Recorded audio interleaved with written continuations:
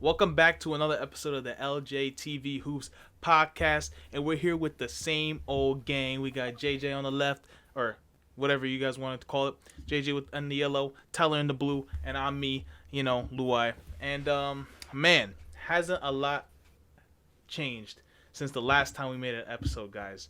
It's been like what, a week and a half now. I feel like it was good that we took that little break just to see everything simmer down in the NBA. You got the James Harden trade with the Nets, the 14 blockbuster trade, and really a lot of teams have been surprising us. And this is gonna break the mold from our previous podcast, where we're out here giving lists and like who we think is what.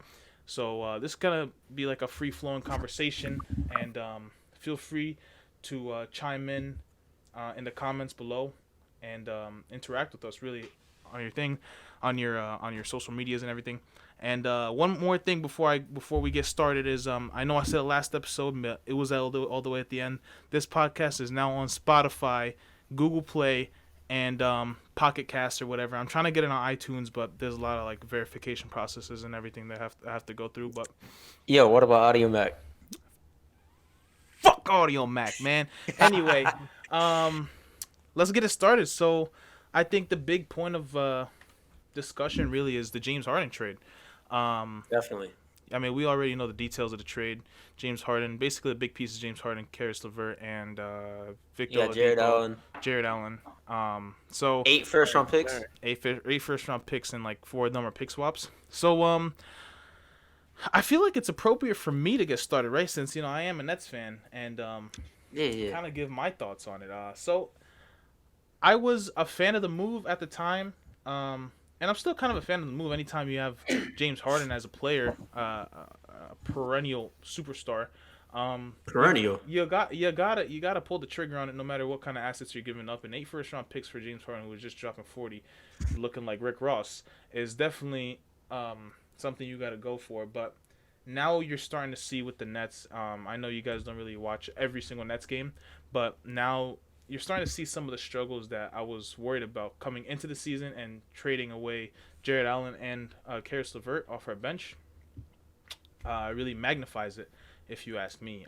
So I had the Nets got 3 superstars, but none of them are really the defending type of superstar that we need. So I feel like right now James Harden is when you watch the game, he's kind of tentative and he's not passing a lot. He's not shooting a lot, and he like every half he's like shooting like either 2 or 3 shots. So I need him to be more aggressive and be the James Harden that he usually is. What do you guys think about just all the other moves and James Harden especially? Now if we're talking about, the Rockets side, it's obviously, I care about the most. We got Victor Oladipo, around 8 first-round picks. Who knows what that'll be. But, Victor Oladipo is in the last year of his deal. He's still a good player up to this point. He's showing that this year, that he's not just such a shell of his former self. Maybe not the all-star that he was, but he's definitely still good. And John Wall is still good. The Rockets, they're gonna be good. My worried about the Rockets is that they're good, but not great. But they're also not bad because they're good. So they're gonna be stuck in that middle spot, probably in that playing game, probably like 7, maybe 6 seed, but probably not. But those first round picks are really gonna come down to if they win the trade or not. They could be hit or miss, obviously. What are those first round picks gonna be? The pick swaps and everything. So yeah, I wasn't the biggest fan of the trade because we didn't get like a guaranteed young asset that's like good.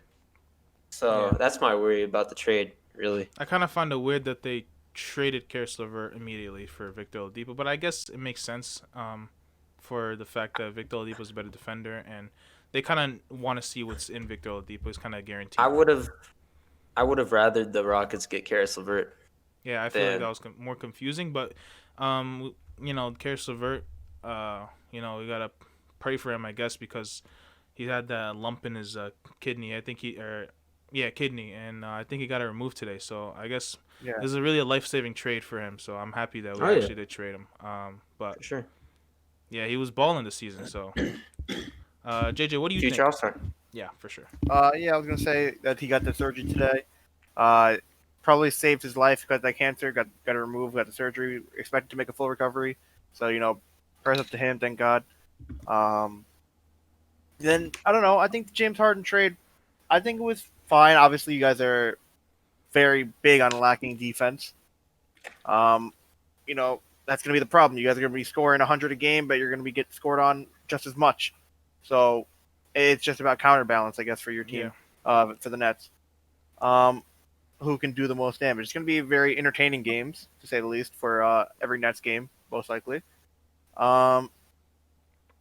Then the Rockets, they all have something to prove on that team. That whole team is something to prove. People who have gone down through injuries and are on the bounce back. With John Wall, Victor Oladipo, DeMarcus Cousins again. They all have something to prove. Christian Wood is on that team. On that team. Yeah, Christian Wood, who called Shaq a casual the other day because he's been balling. He needs to prove that he can be an all-star in this league, which he's been doing so far. And I think it's good. I think the Pacers got Karis LeVert, which I don't know when he's coming back, but I think it's a good move for the whole team. Especially with the fall of TJ Warren going out to an injury. So I don't know when both of them will be back, but looking like a good team come playoff time. Yeah, I mean the Pacers are. I feel like they're always that team where they're like 5th, 4th, 6th seed, where like they're always like really good in the regular season, but like they just because of the matchups they always get swept in the playoffs. And I think Karis LeVert and Sabonis is really good pairing. And don't forget about Malcolm Brogdon, man. The man's been hooping, just like you said. My podcast ago, JJ. Malcolm Brogdon been hooping. But I mean, I want to just talk about what a big difference it is from like our predictions for our awards last podcast. I mean, it was a general consensus that Karis LeVert was winning 6th man of the year. Yeah, he's probably not going to be a 6th man on his team. No, Christian Wood was probably going to be the most improved player, and then you have people out like Chris Boucher on the Raptors. He's been putting in work. I think there's one more person I'm missing. I mean, Shea's doing his thing out there in OKC, man. Shea, yeah. And then the rookie of the year is for me was the most surprising because I think Tyler, you got it where like LaMelo Ball was going to be. I was just about to say that. But I had James Wiseman out. And don't get me wrong, James Wiseman's been having a good season. But LaMelo Ball is like actually not like LaMelo, man. Yeah, LaMelo's been leading the rookies in pretty much every category. He looks like LeBron out there on the 08 Cavs. Yeah, I mean LaMelo Ball's been hooping. I think the MVP conversation is still wide open. If not, then KD definitely has a sole grasp on it. Just like JJ said in the last podcast, because KD's been hooping, and people said he's not going to be the same when he comes back. They're right. He's way better than what he is. You know who's leading the MVP race? I'm pretty sure right now. Joel Embiid. Oh yeah, Joel Embiid. Oh my God, that's a big surprise. That is. Louai, what do you think about that? I know you're not I know you're a pretty big fan of Joel Embiid. What do you think about that, Louai? I don't know, man. Joel Embiid is a very confusing player to me because he could be really good, but then he can be so goddamn trash. Like in the playoffs, the couple games. I remember a couple years ago and like the year past, where he just wasn't good in the playoffs, and I tend to not be a fan of a person who always comes short in the playoffs. Besides Giannis is a different case because when Giannis, you got one on your team. Why does Giannis get the special treatment? You got James on your team now. Why does Giannis get the special treatment? Giannis gets the special treatment because Joel Embiid has people to support him. He has Ben Simmons, and the teams prior, he's had good people around him. And now he has an even better team with Tobias Harris and Danny Green, Tyrese Maxey. He's had. Come on now. I'm serious. Come on now. And now Ben Simmons is actually looking like. He's always had Tobias. Hold up. But you just basically the only new person you named was Danny Green and Tyrese Maxey. Louai, so Giannis didn't have Chris Middleton. Chris Middleton is a career playoff choker, Tyler. Maybe because Giannis choked too. Go look at his bro. You didn't Giannis, even have they both need each other. In the playoffs, you don't even need to guard Chris Middleton because he's just gonna choke. He just look at his. If I was Giannis, I would have told the Milwaukee Bucks front office before signing that Supermax deal. I was like, get me a person that can not choke in the playoffs. And What? Listen, I'm not signing in Milwaukee knowing that I'm gonna be the main focus. Like you saw him, like he's like once they wall off the paint for him, Giannis is useless because he's got no other threats around him. He got no bag. This season is different. Now they have Drew. Now they have Dante DiVincenzo is actually really good now shooting threes. Chris Middleton's been hooping. Chris Middleton's been hooping better than like last season. Chris Middleton's always hooping like this. Yeah, I mean, that's Joel Embiid for me now. He is in the MVP race, and Jokic is also in the MVP race. He's averaging damn near 20-point triple-double, but some people glare over that. He's also top 5 in there. KD is right behind Joel Embiid in my opinion. I think MVP race. Last time I looked at it was Joel Embiid number 1, Nikola Jokic number 2.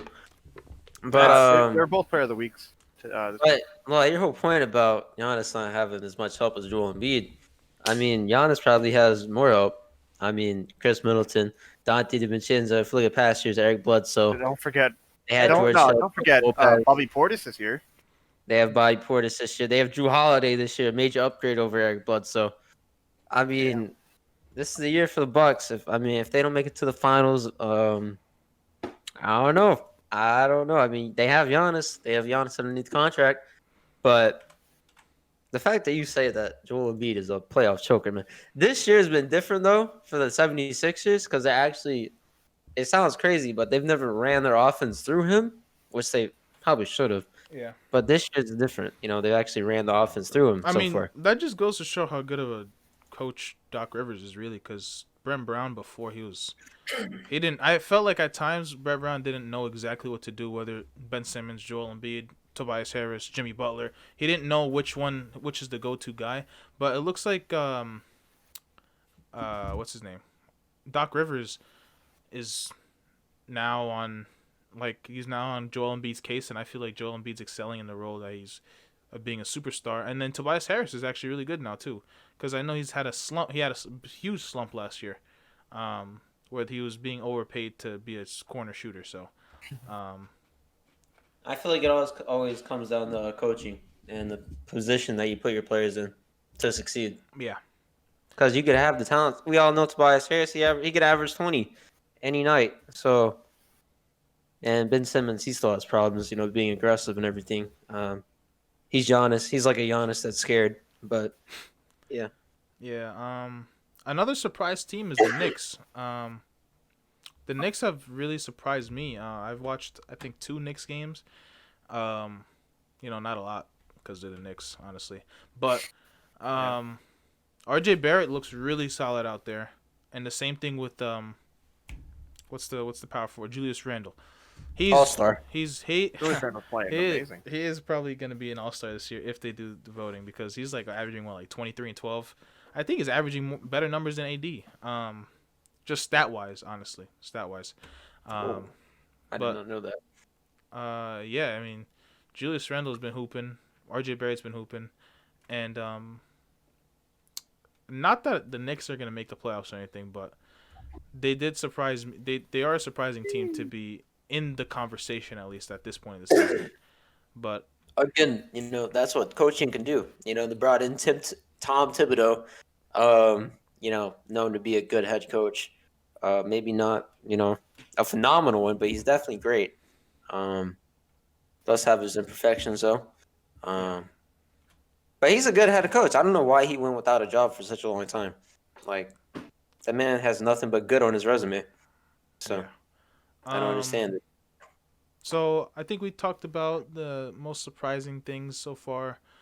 Could be missing a couple things, but one of the most disappointing teams this year has definitely been the Pelicans. I don't know if you guys agree and the Raptors. But I want to touch on the Pelicans first because I feel like the Pelicans should be doing way better than they should.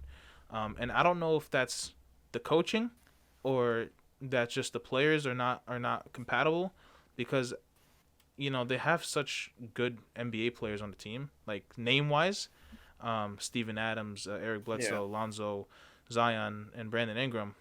but I don't think they fit. You know what the Like, problem is that? yeah, You know the problem is? Who's shooting the ball other than Brandon Ingram? That's what they said. That's what Who's they're shooting the saying. ball? As yeah. soon as they You got got they got Steven Adams, and they were saying, Zion and Steven Adams on the court at the same time. It's not like that's hard to do. That's like what you said before. Dwight Howard and Ben Simmons in the court at the same time. It's not going to work. and then JJ Redick's also having a bad season. Oh yeah, yeah. There's a report today that they're willing to trade Lonzo and JJ I Redick, saw and that. Yeah. I've Yeah, seen one a, of my I've trusted resources has said that, reported that on Instagram. I saw that. yeah I've seen a lot of people talk about they need to free Zoe.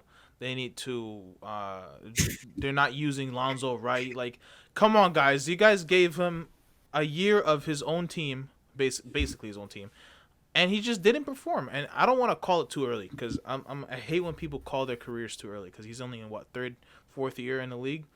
But Mhm. I don't think Lonzo's a starting quality player in this league, and that could be a hot take.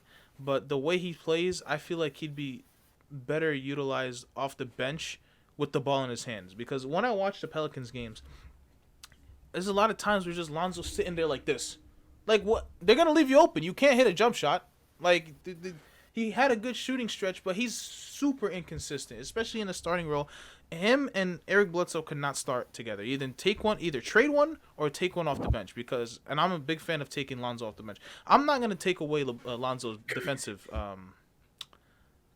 prowess because he's really good defensively and he's above average defender, and in open court Lonzo's was with the best of them, but in the half court and um you know, Lonzo just isn't working out, and maybe he does need another change of scenery because he went to LA where the spotlight was on him, and then he played with LeBron, so obviously it's like playing with LeBron is hard. And then he goes to New Orleans, and there's a lot of roster change, coaching staff, and now he's playing with Zion and Brandon Ingram. Maybe he truly just does need his own team and start on his own team, but I don't know. And as far as JJ Redick, not to say he's washed or anything, because you can never be washed as a shooter. But if you can't shoot the ball, then what are you doing on the court? As JJ Redick, he's a good defender, but he's not the best, obviously. But that's kind of just my thoughts on the Pelicans. I just feel like they should be such a way better team with Brandon Ingram and them boys. I think with the Pelicans, I think either getting rid of Lonzo or not, I think it's fine. I think, everyone says, "Oh, you got to give Lonzo time, you got to give Lonzo time," but I truly think that he just needs time. He's like you said, he's a good defender, a great defender, above average defender, but he's an excellent playmaker. He knows where to get people the ball. He just has to get his scoring down. He's been in the beginning of the season, he shot pretty decently. He was getting his shots up, but I didn't think he needs to get his scoring down. Right now he reminds me of just a Draymond Green. People say he can't really do much on the court. He can't really score. Mr. Triple Single himself. Yeah, he's Mr. Triple Single, but that's not his role. He shouldn't be the Draymond Green. You know what I mean? Yeah. But right now that's what he's playing like. So I don't know about bench. Maybe he can come off the bench on a different team. But I'm saying any team that's training for him, he's going to be a starter. But yeah, that's my take on it. And I'm just saying, coming off the bench is not a bad thing. There's a lot of players, who made their living off of the bench. Lou Will, what's his name? Montrezl Harrell is now coming off the bench for the Lakers, really good. And just a bunch of players that made their living off the bench. It's not coming off the bench and being a sixth man is not a bad thing. If anything, that means they're trusting him to run the second unit all by himself with no help around him. So that's yeah. I see you want to say something, Tyler. So. But yeah, they're running a backcourt of Lonzo and Eric Bledsoe as a starting backcourt. That's obviously not going to work. Hasn't been working. But yeah, Lonzo could definitely run like a second unit really well right now. And like JJ said, I do think he needs more time. There's some point guards in history that it took them 6th, 7th year in the league to really get it going, really become like an all-star MVP. Some point guards, it's a very difficult position to play, so it take a while to get used to it in the NBA. Look at Steve Nash. I think he took to like his 6th year to become an all-star or whatever. So it's just getting Lonzo in the right system. and letting him flourish because it's not it for him right now. Not it.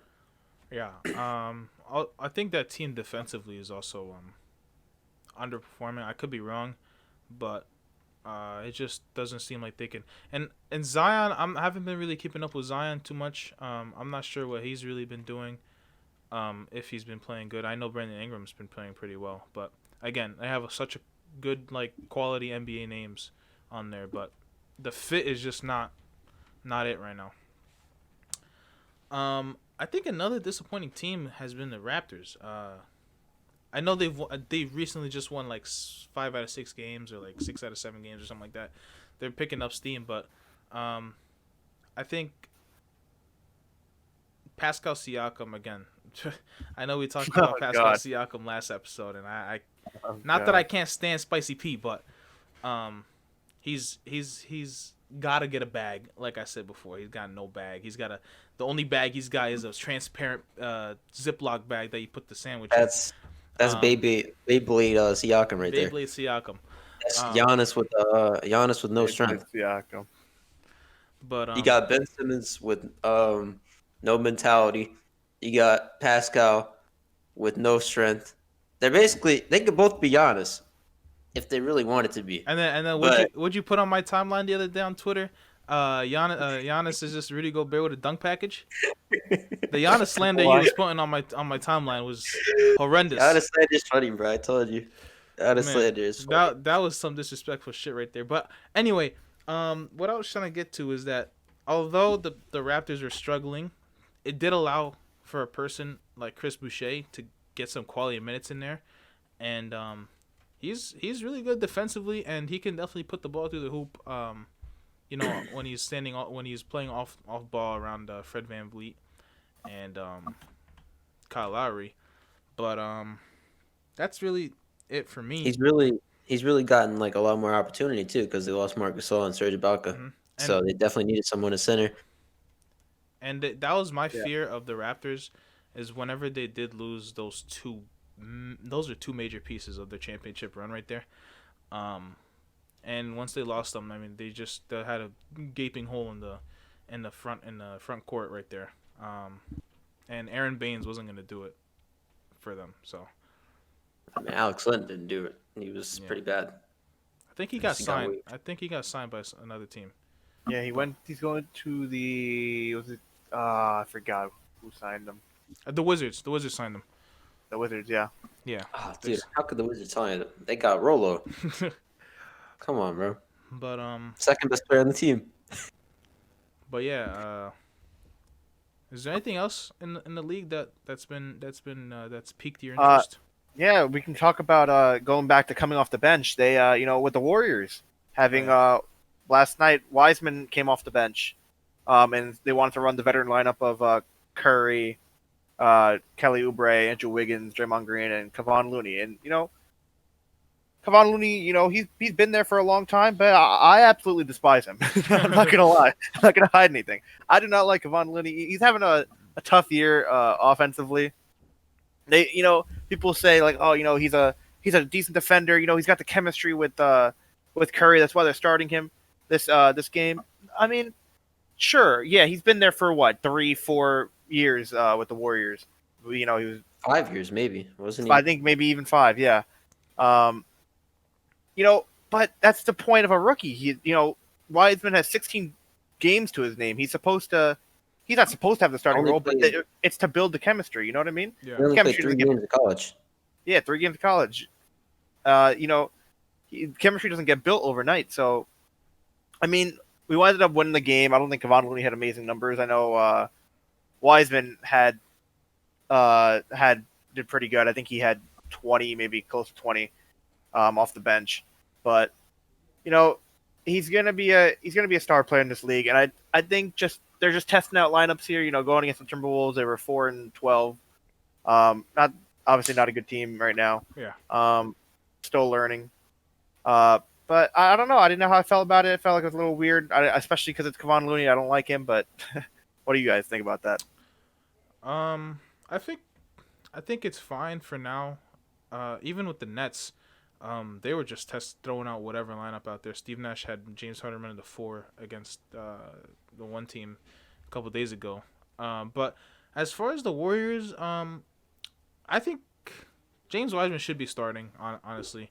Especially since, what Tyler mentioned, he only played 3 games in college and he came to the NBA. And like we said, he was NBA ready. And it is going to take some time to build that chemistry. And you see Draymond Green coaching him during the game and on the bench and everything for like his defensive ability. And I think he has to work through some of those problems. And that just what comes with the being a rookie is that you're not gonna always be an expert in everything. So, he should definitely be starting though over Kevon Looney. And I mean, like, look at these stats by Kevon Looney, man. Kevon's averaging 4 points a game, 4 rebounds. Why? The brother is a certified bum. I just don't like him. I mean, Wiseman had 13, 4 for 5, 4 rebounds, and I don't know what's up. You know, you saw that rebound wise, LaMelo was leading the rookies in rebounding. I think I got to see how much Wiseman's averaging. Yeah. he ain't even starting yet. He ain't even starting yet.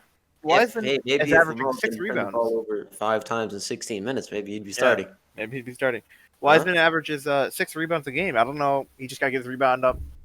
He just learn rebounding. You know, they taught him that in the NBA because in high school and college you're supposed to box out to get the rebound. In the NBA, all you got to do is chuck an arm bar to get them off you and then jump up. That's what it's supposed to be because you have the tallest people there, the most athletic people there. If you're boxing out, someone's going to come in and take it from you. You just want to get the arm bar in so they can't get in front of you, and you just go up for it. Mm-hmm. So you just need to learn it, I guess. He's got Draymond teaching him. I think he'll be fine. But I think it's fine that they benched James Wiseman. I mean, no, of course, it's understandable. I mean, the only thing that you're worried about is like if he gets like discouraged by that. But I think he's fine as long as he's still getting playtime. Like I'm fine with like, oh, he's not a starter, but as long as he's getting like playtime, that's what's important. Yeah. So I think James Wiseman also. I feel like it's very weird for me to say this because I don't know James Wiseman and I'm not with the Warriors. I'm not on a team with the Warriors, but I feel like he's just by his body language on the court and whenever Draymond's coaching him, I feel like he's very susceptible to criticism. So even if Steve Kerr says, "Hey man, you're coming off the bench today," I feel like he wouldn't get too down on that because he knows that he can come out there and prove that he can, play defense on an elite level and help offensively. But it's finally like shifting over from that. It's finally good that we don't have to question Steph Curry's legacy every time he loses a game in the regular season. Why do NBA fans do that? Like, player has one bad game, or maybe his team loses a game, and then everybody's like, "Oh man, he was a fraud his whole career, bro. Like he's not it. Like he got carried. Like, I don't want to regular season game."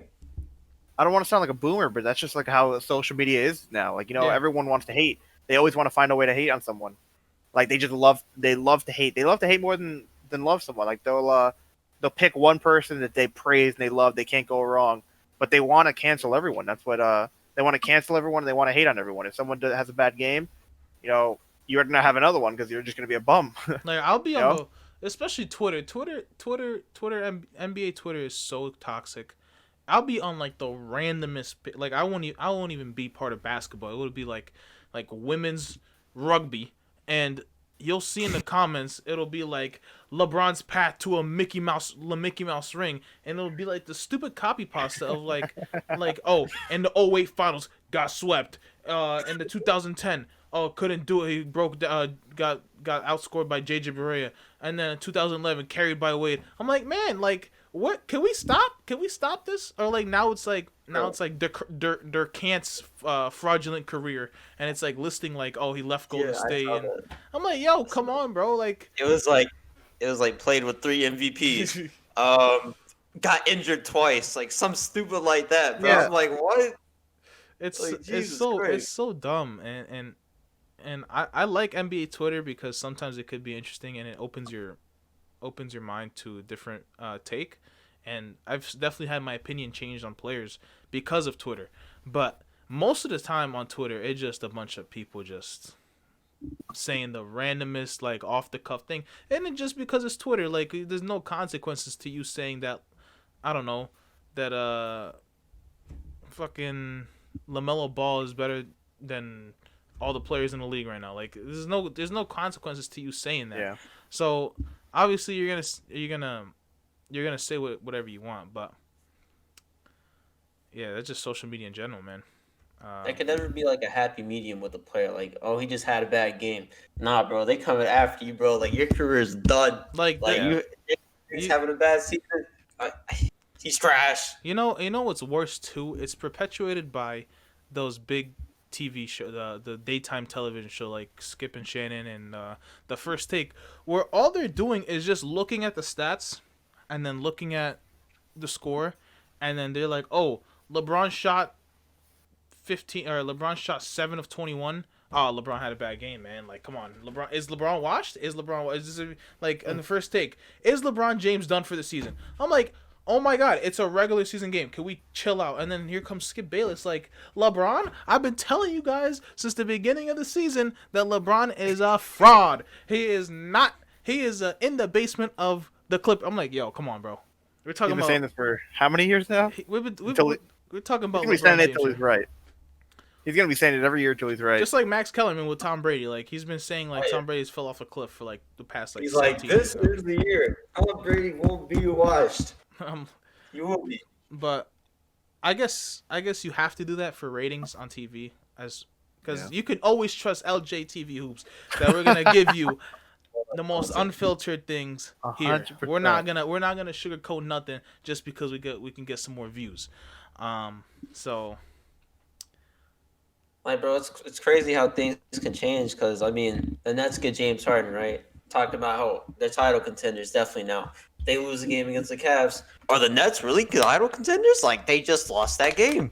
Yeah, they lost A two game games to Game in amazing. January. Yeah, I mean, like January game to Colin Sexton, who had an amazing game both times, and now they're saying, oh, the Nets are not a good team. They're gonna get swept. yeah. They're gonna be not even in the top tiers of the playoffs. Like, come on now. And tell me this. This is even more impressive because you're talking about the Nets, right? And they just turned the entire roster. I'm not talking about those like $2 million players that are on the bottom, like TLC and Bruce Brown and all those players. I'm talking about their core players. Their core like three to six players got flipped for one player, right? And James Harden, and now it's basically a brand new team with brand new players, and now they're gonna have to make it work. And I find it more impressive for a team to be competitive with another team that hasn't changed at all. Like the Cavs, they've added Jared Allen and Taurean Prince. They haven't changed at all. So obviously the chemistry is gonna be there, and everything. So for people to overreact to the Nets losing to the Cavs, especially whenever the Nets lose in general, the Nets are not going to be, at this point in the season, it's been like 20 games, they're probably not going to be the number one seed, because I think they're still figuring it out. And whenever you have three superstars, you're going to still have to figure it out throughout the entire season, and maybe even until the playoffs. So that's just my take on it. And the same thing with the Lakers. I mean, the Lakers, they've been quiet, but another team that's been also quiet and good has been the Clippers. The Clippers have been on a tear. I think they won like 6 straight games now. I think they just lost the one against the Hawks today, but that's because Kawhi and Paul George weren't playing. But Like Paul George said, I'm on motherfuckers' ass this year. yeah, Yeah. That's what he said. Because he's tired of the hate, man. Everybody keeps hating on Paul George. He's like, all right, man. Yeah, I gotta everybody in turn the up. league hates Paul George now. Yeah. But let's not act like he didn't bring that upon himself. Yeah, he did, but Because I mean, he said a course playoff he did, B. but- But I mean, at the end of the day, it is Paul George. He was an MVP candidate with Russ. You know how hard it is to be a MVP candidate with Russ on your team, like that. yeah, That's pretty mean- impressive. Yeah. that's true. But I mean, the Clippers, they're definitely a threat this year. I don't know if people are acting like they're not. Like they're not anything. No, they were first seed at one point until the Lakers took it like the next day. But Do I think they're better than the Lakers? No. No. But could they beat them in a 7-game series? Maybe. no, in a Don't count 'em 7-game out. series, I think they have a good shot. And I mean, it's a possibility. As long as I they think as long as they don't the, self-destruct, because that's what the Clippers shown. They could self-destruct within themselves. So as long as I they mean, stay out of their own way, I think they have a pretty good shot to make a run at the title. And the Lakers have been quiet, and they've been no like COVID cases. There's no like reports about the Lakers wanting to trade somebody. There's no like reports of LeBron talking or AD talking or any of these players. They've been quiet, and it looks like they want to run it back. I mean, I just watched them against the Cavs, and LeBron torched them in the fourth quarter. So MVP candidate. Yo, don't Let's take it forget easy. though, LeBron can also, 2011. You know what I'm saying? He blew up. Overreaction.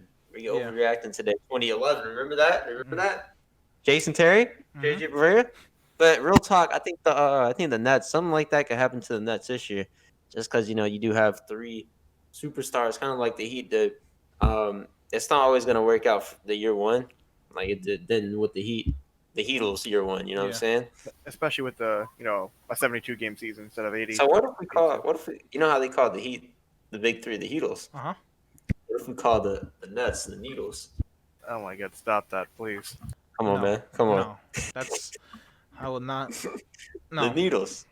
I don't want to hear that again. I think we got to come up with a good name for the Nets big three though, because when they do start cooking, it's gonna be a scary sight to see. Whenever they all three of them drop like 20, 25 plus on the team, it's gonna be a cold day. Um, but is there anything else you guys want to talk about around the NBA? I think I told you this yesterday, Louai, right? I think the best option for the Nets, which is not going to be possible, they're not going to do it, but they should trade Kyrie. I agree. They should trade Kyrie for I think maybe they a should- quality big or some quality pieces. Make sure the roster's more well-rounded. You know what I'm saying? But it's not going to happen. Let's not But- forget about thing the is- buyout market for the championship teams. I think a player like Andre Drummond is probably gonna get bought out, and that's a pretty good and that's an enticing take for the Nets right there. If they can somehow land DeAndre Drummond on a good contract for the year, we can really go deep, because that's what we're really missing. We're missing defense and rebounding, and Drummond, pretty much the only good things he does is defense. Even defense, we can debate about defense, but he's the best rebounder in the game. I mean, Hassan Whiteside's not getting any minutes for the Kings. I Maybe, would definitely yeah, like. but- his I'm a big Hassan Whiteside fan. I like Hassan Whiteside. But Yeah, okay. his no, in real life too, I like him, but he's just too lazy. Like he's out there and he just looks like he doesn't want to be there. Maybe he honestly. just needs to change. I scenery. watched their game versus the Warriors, where this man was doing Euro steps in the paint and playing like Jokic on the off the bench and missing it. He just looks like he's playing in a AAU game.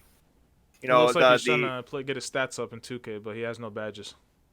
like for real, like he's doing Euro steps like he's Nikola Jokic in the paint. Like, he's I don't know what's up with him. He plays lazy too. But the buyout market is gonna be. I don't know how good. I don't know how good the buyout market is gonna be this year.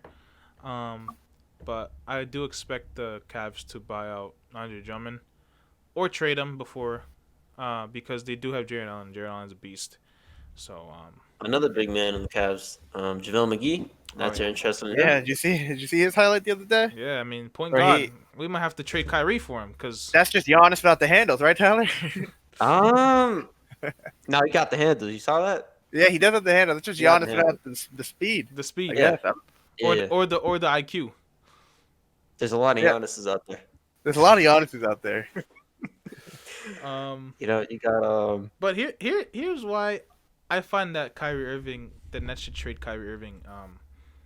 I Take think just get his interest- draft back up and then just trade him. I think it's interesting. Although I would entertain I like a possibility where we do trade Kyrie.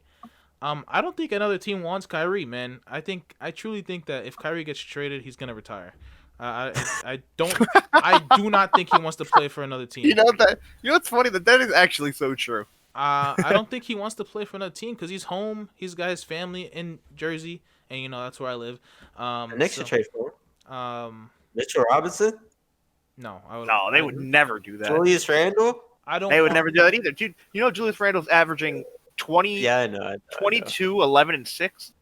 That's Yeah, I crazy. know. I don't think a team wants him. Like, I don't think a team would be willing to give up anyone. And for Taj I- Gibson I've seen- sign and trade. I've seen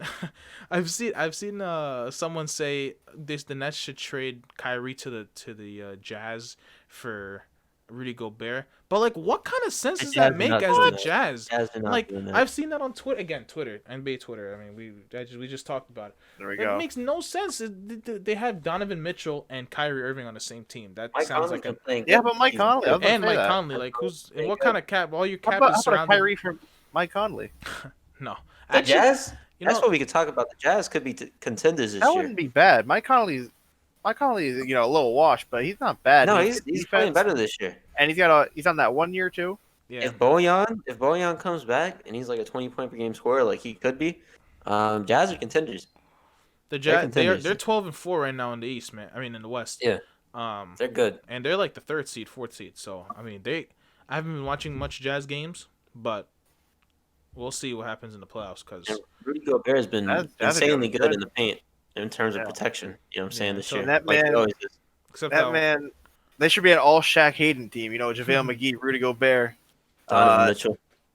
Christian Wood. I guess Christian Wood, not really, but yeah, Donovan Mitchell. That's kinda another thing to Christian talk about, bro. Inside the NBA crew, other than Kenny, bro, casuals. Charles Barkley, a casual. Shaq, a casual. I wouldn't They're call pretty Ernie a entertaining, though. casual. They're pretty entertaining, though. Ernie's not really a casual. All right, but Ernie doesn't really be talking basketball like that. the funny thing is that nobody actually He's a security watches guard. nobody actually watches inside the NBA for their NBA. Like when Kenny Bro, I love when that Kenny stuff. runs up to the board and he's like showing that's out. I like that. My favorite part is when they all race to the board. Yeah. That's pretty When fun. it's funny, it's fun whenever they're like showing us what the NBA players think and everything. Yeah. Which is another thing I gotta get back to TNT. But nobody actually watches them for their basketball takes because I don't care what Shaq thinks at this Bro, point. Shaq, every time I be watching, bro, Shaq just be talking about how the best center on the court should just be backing him down every play. And then how Charles Barkley says don't take jump shots. Yeah. And then I how don't he's like riding the understand Trailblazers. Like And then Shaq, Kenny's actually saying some intelligent stuff on there. I But- don't get it. Like Shaq That's a doesn't good like combo, though. Shaq doesn't like the bigs that shoot. You got Rudy Gobert who doesn't shoot. He's not a dominant. He's a dominant big. He's a dominant on the defensive end, not really like on the offensive Yeah. end, but he's a dominant big inside, and he hates him too. Like I don't understand. Yeah. This man Shaq was just woke up, and just decided to be a hater. But the thing where I said I need to get back to TNT, please, for the love of God, get rid of Chris Webber and Marv Albert as commentators on the goddamn broadcast. My ears bleed every time I watch the TNT broadcast because all they do is just talk nonsense, especially Chris Webber. He asks him a question. When I watch commentating, I want to hear if there's a player there, I want to hear what the player's insight on what this player that's on the court should do. Mm-hmm. This dude, Chris Webber, every time they ask him a question, he talks like, "Oh, back in my day with the Kings, I always do this, that, and the other." And he rambles on while four like dunking and like four plays where someone gets dunked on and Steph Curry's hitting 2 back-to-back logo threes while this man's rambling. Like, I want to feel the excitement of the game, but this man is hindering the broadcast. And Marv Albert is just... I don't care about Marv Albert, to be honest. Just get Chris Webber off. Because I hate the broadcast. I hate Chris Webber, and I respect him as a player, and he's probably a good guy to talk to about basketball, but not in my ear when I'm trying to watch a basketball game.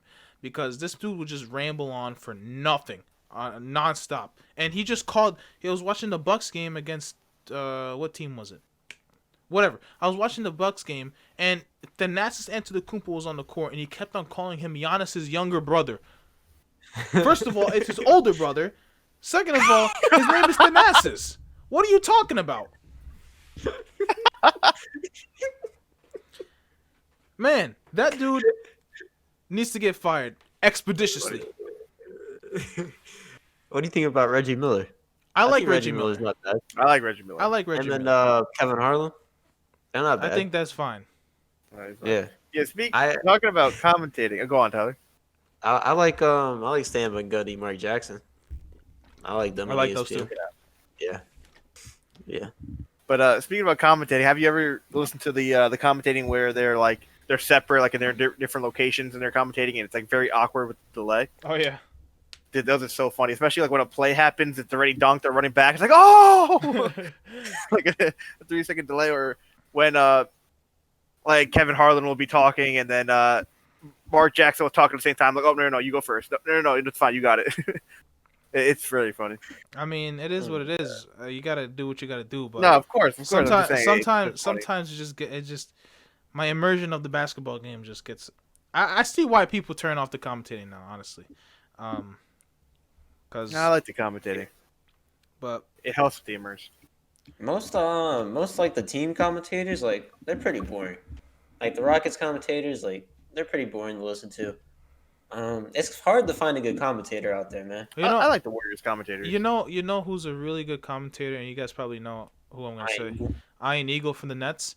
He does like the Jets games, and a couple of like playoff games for the NFL, he does all the Nets games, and he's really good because he keeps you engaged in the game, doesn't talk too much, and like his puns or like his jokes usually, like he was calling like I was watching the I know what you're gonna say. was it the Magic game, and he was like with Dwayne Bacon was there. Dwayne Bacon, yeah. And he goes like, "Oh, I'll take or something like that. I'll take extra bacon with that." After he hits a jump shot, he's going off, and he's funny. Like didn't he call him like crispy or something? Oh like yeah, that? that move was sizzling or something like that.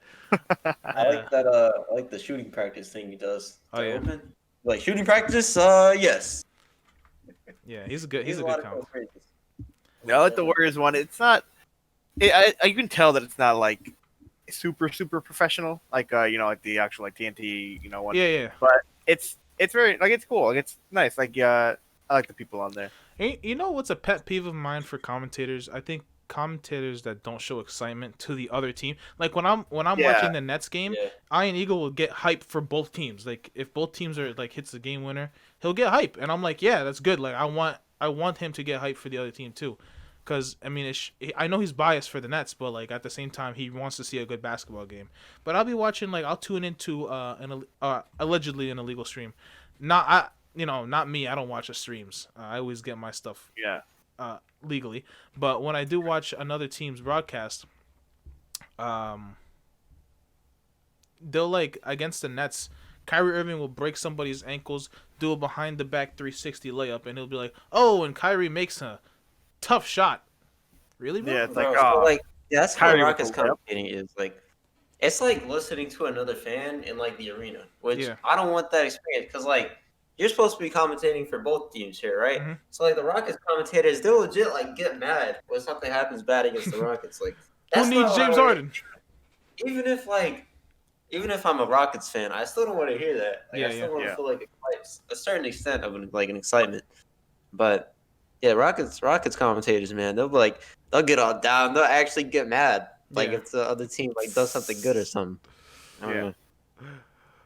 But yeah, that's pretty. I mean, for me, I think that's that's it. I agree. I think we've covered a lot of things in the NBA. Surprising teams. We've covered disappointing teams. Commentators. NBA Twitter. I mean, we went around the globe for this one. All type of stuff. You guys got anything else to add? The Bulls good this year. Bulls have a chance this year to make the playoffs. Mm-hmm. Different coaching. No more Jim Boys. The Suns. They started off good, but then they started to lose a little bit more games. But DeAndre Ayton apparently playing really soft. That's what I've heard. Yeah, doesn't know how to use his hands real good. Doesn't he can really just body people, bro. If you look at that man, I don't want to sound like Shaq, but he needs to start. You know what I'm saying? Hit him with he's big. He's big. Yeah, you know what I'm saying? Like it's just those people who need to learn to use their bodies, which they'll get into. Oh, we've lost Tyler's camera. Tyler, technical difficulties. I'm glad. Thank God you saved us from looking at that Falcons logo of yours. Yeah. Beautiful. All right. With that being said, that's gonna wrap up another successful episode of the LJTV Hoops podcast. Again, we're on Spotify, Google Play, and Pocket Cast. I'm not sure if many people use that, but yeah, Pocket Cast. Yeah. And We do support all the YouTube ones though the most. I especially like the YouTube. Yeah. Support the most out of all of it. But so make you sure don't want to watch it, get it on Spotify and all those other places. Make sure if you are listening on Spotify, come over to YouTube and leave us a like and subscribe. That would be greatly appreciated. And plus, you get to see our beautiful faces on YouTube. You can't do that Of course. audio. You can't. I mean, unless you're picturing what I look like. But I'm pretty sure you have something. That'd be kind of weird. Yeah, that would be pretty weird. But yeah, with that being said, I think we're gonna sign off here and make sure y'all tune in for another episode next week where we kind of do the same thing. We would just kind of talk and have this a free-flowing conversation. If you guys have anything to add or want to see something in the next podcast, let us know in the comments. And yeah, it's been another episode of the LJTV Hoop Cast, and we'll see you on the next one. Peace.